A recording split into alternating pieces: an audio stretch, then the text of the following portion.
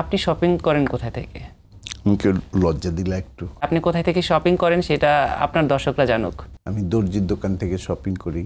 যত দিন যাচ্ছে বয়স বাড়ছে। আর আপনার বয়স আদৌ বাড়ছে? মনের বয়স বাড়ছে না, কিন্তু সামহাও শরীরের বয়স তো বেড়েই যাচ্ছে, কি করব। তারপরে ইদানিং একটু খাওয়া দাওয়া কন্ট্রোল করি, একটু হাঁটাহাঁটি শুরু করছি, তো সব কিছু মিলে একটু চেষ্টা করি যে বয়সটাকে একটু ধীরে বাড়ানোর।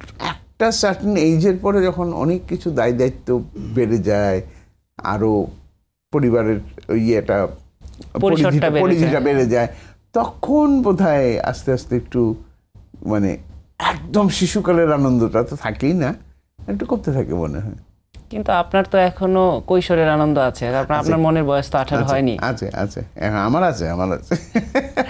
আচ্ছা তুষার ভাই, আমরা একটা বিষয় একটু জানতে চাই, বিশেষ করে যারা তারকা আছে বা আমাদের সুপরিচিত অভিনেতা যারা আছে, তাদেরকে তো তাদের অনেক অনুরাগীরা অনুসরণ করে। আপনি শপিং করেন কোথা থেকে?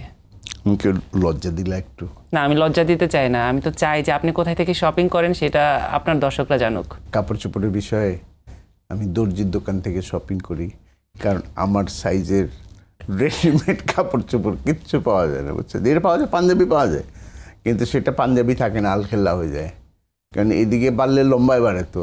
হ্যাঁ, তো আমি একবার কিনছিলাম, কিনে পরের দিন সকালবেলা পরে দেখি আলখেল্লা পরে যাচ্ছি, তা ওইভাবে গেছিলাম আজে।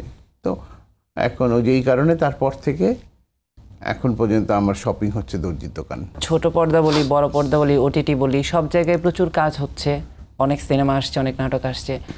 আপনার কাজের ব্যস্ততা একটু কম কেন? ইচ্ছা করে কিছুটা কাজ, আমি অনেক বছর হয়, প্রায় তোমার 8-9 বছর হয় আমি নিজে কাজ কম করি।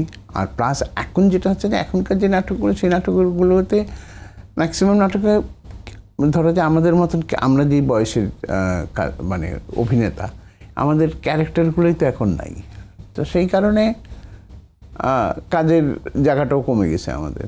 কাজটা একটাই করতেন এবং সেটা প্রেম থেকে, ভালোবাসা থেকে। সেই কাজটা যখন কমে যায় তখন সবারই ভিতরে একটা খারাপ লাগার কাজ করে। আর